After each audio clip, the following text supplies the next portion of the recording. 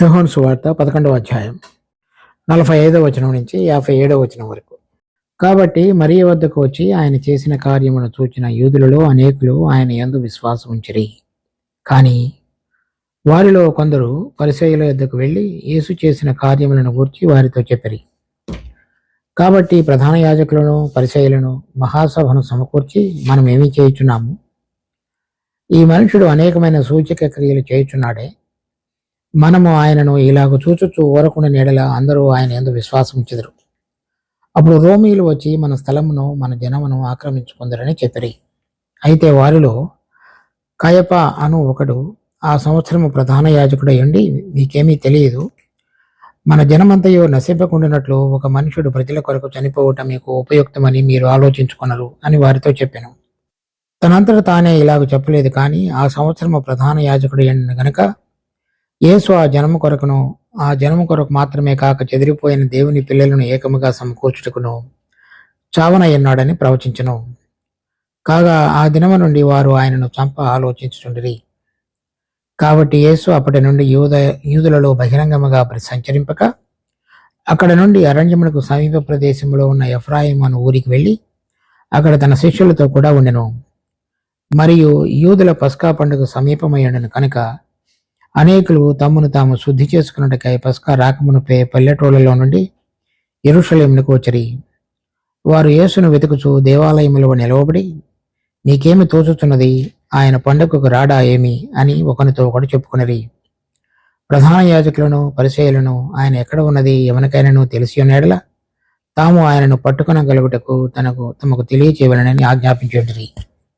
ఇక్కడ లాజరు మృతులలో నుంచి లేపిన తర్వాత జరుగుతున్నటువంటి సంఘటన మనం చదివినటువంటి వాక్య భాగంలో ఉంది. తర్వాత లాజరు చనిపోయిన తర్వాత అతడు బయటకు వచ్చినప్పుడు 44వ వచనంలో, చనిపోయిన వాడు కాళ్ళు చేతులు ప్రేత వస్త్రములతో కట్టబడిన వాడే వెలుపలికి వచ్చెను. అతని ముఖమునకు రుమాలు కట్టియండెను. అంతటా యేసు, మీరు అతని కట్లు విప్పి పోనీయుడని వారితో చెప్పెను.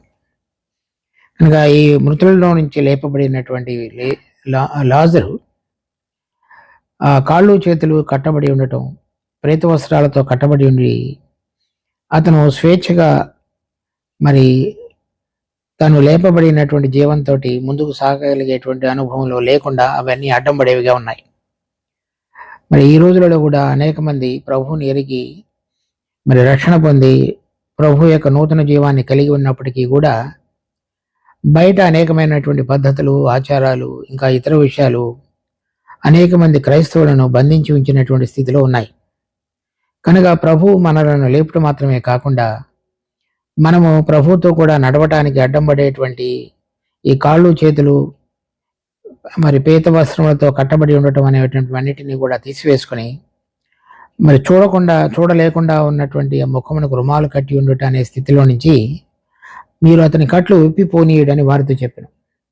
కనుక మనం ఎప్పుడు కూడా ఎవరిలో అయితే ప్రభు అయిన యేసుక్రీస్తును మృతులలో నుంచి లేపినటువంటి ఆత్మ సంబంధమైన నూతన జీవం మనలో పనిచేస్తున్నదో, మనకు ఈ విధంగా మనుషుల యొక్క మరి బంధకాల చేత కట్టబడి ఉన్నటువంటి ఆచార పద్ధతులు కానీ, అలవాట్లు కానీ, లేక మనం ఏ సమాజంలో నుంచి వచ్చి ఉన్నామో దాని యొక్క అలవాట్లు కానీ, వాటన్నిటి చేత మనం బంధించబడకుండా ఉండాలని ప్రభువు కోరుతున్నాడు. కనుక ఒకవేళ మనం అది కలిగి ఉంటే దానిని తీసివేసుకునటం, తర్వాత వేరే వారు కూడా అటువంటి విధంగా బంధించబడి ఉంటే వారికి విడుదల కలుగు చేసేటువంటి విధంగా మన యొక్క నడక ఉండాలనేది కూడా మనం నేర్చుకుంటున్నాం ఇక్కడ. తర్వాత 45వ వచనంలో, కాబట్టి మరియ వద్దకు వచ్చి ఆయన చేసిన కార్యములను చూచిన యూదులలో అనేకులు ఆయన యందు విశ్వాసం ఉంచిరి. ఇక్కడ చూసాం, మరియను మార్తను ఓదార్చడానికి మరి అనేక మంది యూదులు ఆ గ్రామంలోనికి వచ్చారు. తర్వాత మరియను యేసు ప్రభు పిలుస్తున్నాడని చెప్పినప్పుడు మరియ ఇంటిలో నుంచి బయలుదేరి వచ్చినప్పుడు ఆవిడ వెంట ఆమె సమాధి దగ్గరికి వెళుతున్నది అనేటువంటిది అనుకొని ఆమెను వెంబడించి ప్రభువును కలుసుకున్నారు. సమాధి దగ్గరికి అందరూ వచ్చినప్పుడు ప్రభువు లాజరును మృతులలో నుంచి లేపినాడు.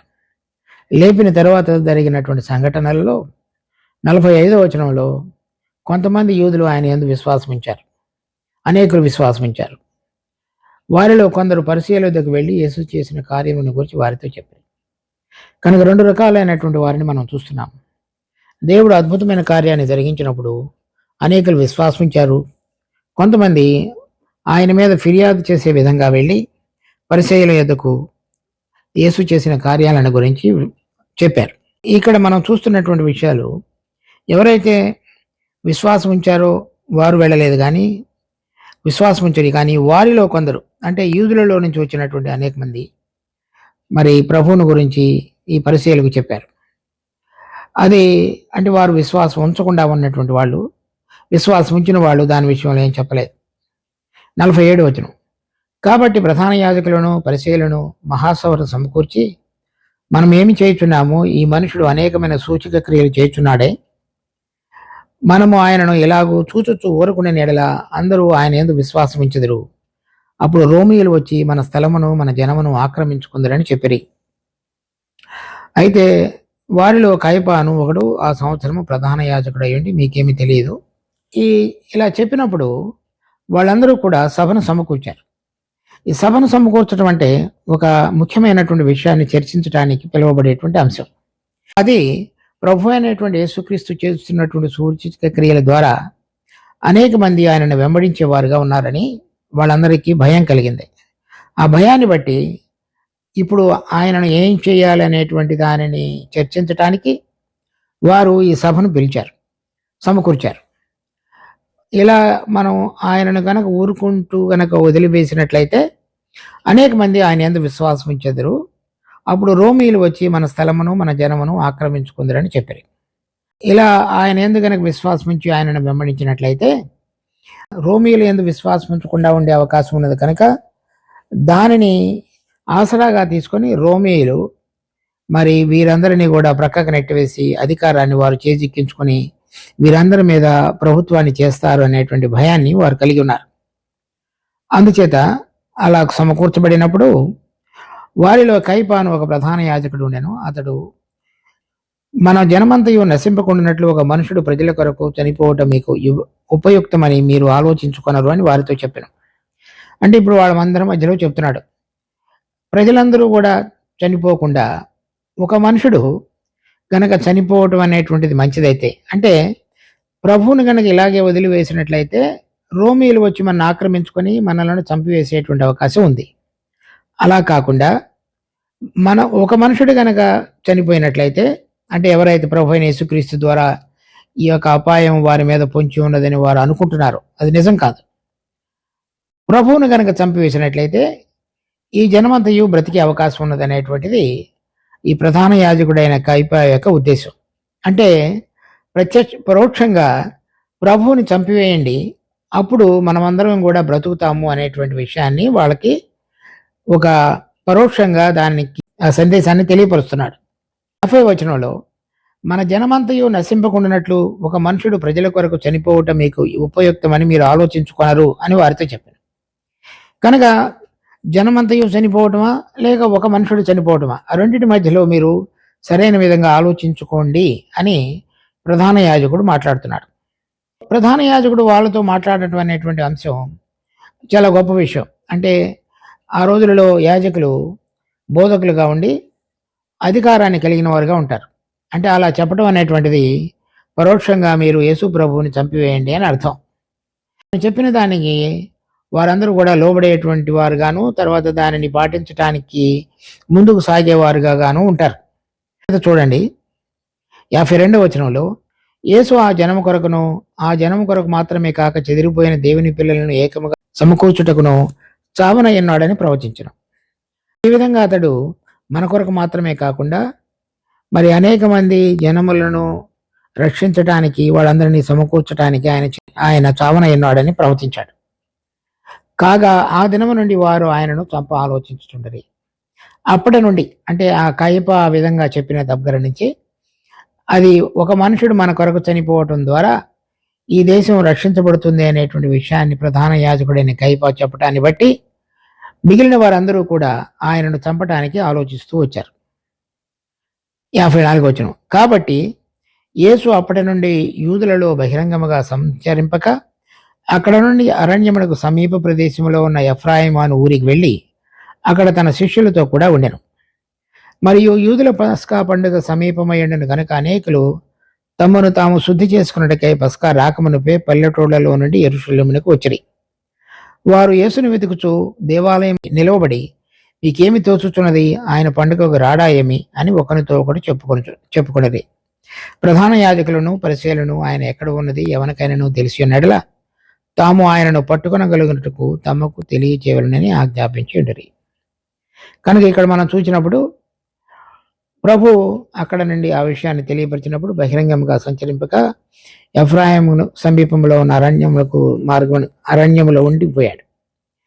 అయితే అదే సమయంలో యూదుల పస్కా పండుగ సమీపమైనందుకు కనుక మరి దూర ప్రాంతాల నుంచి అనేక మంది తాము శుద్ధి చేసుకొని ఆ పండుగలో పాలు పొందటానికి ముందుగా వచ్చారు. వచ్చినటువంటి వాళ్ళు ఆలయంలో కూడి మరి యేసు పండుగకు రాడా అని వాళ్ళు అనుకుంటున్నారు. అంటే వస్తే ఆయనను కలవాలని, చూడాలని, వినాలనేటువంటి మనసు కలిగిన వారు కొంతమంది. అయితే ప్రధాన యాజకులు పరిచయులు కూడా మాట్లాడుతున్నారు. ఒకవేళ ఆయన ఎక్కడ ఉన్నది మీకు ఎవరికైనా తెలిసి ఉంటే మాకు చెప్పండి, మేము ఆయనను పట్టుకుంటామని ఆజ్ఞాపించున్నారు. ఇక్కడ మనం చూస్తున్నటువంటి విషయాల్లో ఈ కట్లు పిపోనీయుడు అనేటువంటి విషయాన్ని మనం చూస్తున్నాం. దాని ద్వారా మనం స్వేచ్ఛగా మనుషుల యొక్క కల్పన కథలు కానీ పద్ధతులు కానీ కాకుండా నిజమైన దేవుని జీవనం ద్వారా నడవటానికి పనికి రాగలిగిన విధంగా మనం విశ్వాస జీవితం ఉండటం అనేది. రెండవది, మృతులలో నుంచి లేపబడినప్పటికీ కూడా విశ్వాసం ఉంచినటువంటి కొంతమందిని మనం చూస్తున్నాం. అదే లూకా సువార్త 16వ అధ్యాయంలో కూడా ఉంది. లూకా సువార్త 16వ అధ్యాయం 30వ వచనం. అతడు తండ్రిమైన అబ్రహాము అలాగనవద్దు, మృతులలో నుండి ఒకడు వారి యొద్దకు వెళ్ళిన ఎడల వారు మారు మనసు పొందుదరని చెప్పాను. అందుకతడు మోషేయు ప్రవక్తలను చెప్పిన మాటలు వారు వినని ఎడల మృతులలో నుండి ఒకడు లేచినను వారు నమ్మరని అతనితో చెప్పాను. ఇక్కడ అదే అంశాన్ని మనం చూస్తున్నాం. కొంతమంది నమ్మక పరిసయ్యుల యొద్దకు వెళ్ళి ప్రభువు చేసిన కార్యాలను గురించి ఫిర్యాదు పూర్వకంగా మాట్లాడినట్లుగా చూస్తాం. తర్వాత కైప మరి దేశాన్ని రక్షించడానికి ఒక మనుషుడు చనిపోవడం అనేటువంటిది ఉపయుక్తం కనుక పరోక్షంగా అతనిని మీరు చంపివేయటం అనేటువంటిది జరిగితే మంచిది అన్నట్లుగా మాట్లాడాడు. అలా మాట్లాడిన తర్వాత వారందరూ కూడా చంపటానికి నిర్ణయించుకున్నారు, ఆలోచించుకున్నారు. అదే సమయంలో పండుగకు వచ్చినటువంటి అనేక మంది యేసు పండుగకు రాడా అని ఎదురు చూస్తున్నారు. వారు ఆ విధంగా ఉంటున్నప్పుడు ప్రధాన యాజకులు పరిసయ్యులు యేసు ఎక్కడ ఉన్నాడు అనేటువంటిది కనుక ఎవరైనా తెలిస్తే మాకు చెప్పండి, మేము అతనిని పట్టుకుంటామని చూపిస్తున్నాం, వేచి ఉన్నారు. యోహాను సువార్త 2వ అధ్యాయం 19వ వచనం. యేసు ఈ దేవాలయమును పడగొట్టుడి, 3 దినములలో దానిని లేపుదునని వారితో చెప్పాను. తర్వాత ఇక్కడ దేవాలయంలో ఉన్నటువంటి వ్యాపారం చేసేటువంటి వారందరినీ కూడా పారదోలిన తరువాత వారు ఏ సూచక క్రియ చేసి మాకు చూపిదని అడిగినప్పుడు ఈ దేవాలయాన్ని పడగొట్టండి, 3 దినాల్లో లేపుతానని చెప్పినాడు. ఎప్పుడైతే వాళ్ళ యొక్క వ్యాపార సంబంధమైనటువంటి వాటన్నిటినీ కూడా యేసు ప్రభు దేవాలయంలో నుండి పారద్రోలి మరి వారందరికీ కూడా కష్టాన్ని కలిగించినటువంటి రీతిలో అతని యొక్క ప్రవర్తన, బోధ ఇవన్నీ ఉండటం చేత ఈ కైప ఆ దినాలలో ఉన్నటువంటి యాజకుడు మరి అతనికి సంబంధించిన వారందరూ కూడా వ్యాపారాన్ని వాటన్నిటిని రకరకాలుగా చేస్తుండేవాళ్ళు. వారు, వారి కుటుంబము, వారి బంధువులు, వారి ఆదాయం అంతా కూడా ప్రభువు చేసిన కార్యాన్ని బట్టి పడిపోయింది. అందుచేత ఇతడు మీరు అతన్ని చంపివేస్తే ఈ దేశం జనం బాగుపడతారనేటువంటి ఉద్దేశాన్ని వెల్లడిపరుస్తూ పరోక్షంగా ప్రభువు చనిపోవడం మంచిది అన్నట్లుగా మాట్లాడుతూ వచ్చాడు. వీళ్ళు అనేక మంది ప్రధాన యాజకులు పరిచయులు మరి ఇప్పుడు ఆయన ఎవరైనా ఎక్కడైనా ఎక్కడ ఉన్నాడనేది ఎవరికైనా తెలిసి ఉంటే మాకు చెప్తే మేము ఆయనను పట్టుకుంటామని చూస్తున్నారు.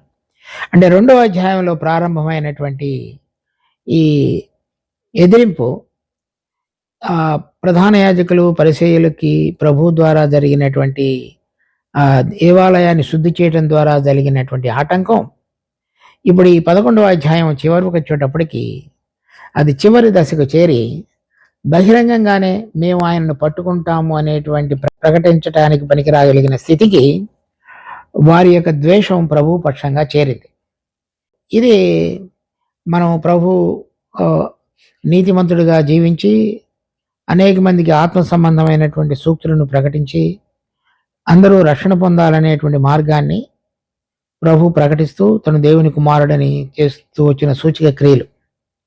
ప్రధాన యాజకులు, పరిసయ్యులు వారందరూ కూడా స్వార్థభరితులై వారి వ్యాపారము, వారి యొక్క ప్రభావము ఇవన్నీ మెల్లగా క్షీణించి వారి యొక్క ప్రభావం మనుషుల మీద తగ్గిపోతుందనేటువంటి భయం చేత ప్రభువుని చంపటానికి చూస్తున్నటువంటి ప్రణాళిక. ప్రభు అందరినీ రక్షించటానికి చేస్తున్నటువంటి పథకం. పరిసయ్యులు, శాస్త్రులు, యాజకులు ప్రభువుని తొదముట్టించి స్వార్థంతో వారి యొక్క ప్రయోజనాన్ని కోరుకుంటూ జీవించడానికి చేస్తున్న ప్రయత్నం. ఈ రెండు మధ్యలో మనం ఈ 11వ అధ్యాయాన్ని ముగించడం చూస్తాం. దేవుడు ఈ వాక్యమును మన కొరకే ఆశీర్వదించిన గాక. మా ప్రేమ కలిగిన తండ్రి, మీరు ఇచ్చిన ఈ వాక్య భాగాన్ని బట్టి వందనాలు. దీన్ని మా కొరకే ఆశీర్వదించి మీ నామానికి మహిమ తెచ్చుకోండి. మేము మరి ప్రధాన యాజకులు, పరిసయ్యులు, శాస్త్రులు విశ్వాసం ఉంచున్నటువంటి యూదుల వలె కాక మరి ప్రేత వస్త్రాలు, కట్లు తెరవబడి విశ్వాసం ఉంచిన యూదుల వలె ప్రభువును వెంబడించడానికి పనికి రాగలిగినటువంటి శిష్యుల వలె మా జీవితాలను కట్టుకున్నట్టుకు ముందుకు సాగుటకు మాకు సహాయపడమని, మాకు ప్రతిరోజు తోడుగా ఉండి మమ్మల్ని నడిపించి ఆశీర్వదించమని కోరుతూ మా రక్షకుడు ప్రభు అయిన యేసు నామమున అడుగుతున్నాం తండ్రి. ఆమేన్.